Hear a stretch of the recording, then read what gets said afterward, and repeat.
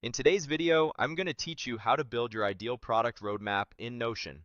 First, open your browser and go to notion.com. Sign into your workspace. I'll choose Continue with Google for a quick login. Pick your Google account and, after authentication, you'll land in Notion. At the top left, near your workspace name, open the small drop-down for more options and select Templates. This opens Notion's template gallery, a faster way to start than building every database and view from scratch. Click into the search bar and type Product Roadmap. Templates like this come with pre-built properties and multiple views, so you spend time defining priorities and timelines, not wiring up structure. When you find the Product Roadmap template, open it and click Add to import it into your workspace. While it's creating, know that you'll get timelines, boards, and calendars ready to use. When the import finishes, click Product Roadmap in your sidebar to open it. Begin with the Timeline view. It lays initiatives on a horizontal time axis so you can see what's happening now, what's next, and where efforts overlap. Switch to the Active view to focus only on in-progress items. This filtered slice is great for stand-ups and weekly check-ins because it removes noise.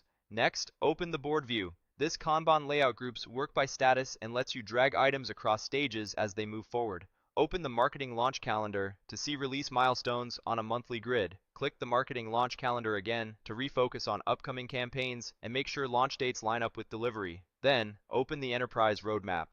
This high-level view is ideal for leadership updates because it's summarized and aligned to broader objectives.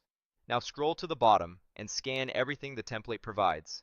Get familiar with properties like status, priority, owner, and target dates, and review a few sample items to understand how they're structured. Adjust naming, colors, and filters so the language fits how your team works. You can reorder views, hide the ones you don't need, and fine-tune date ranges to match your planning horizon.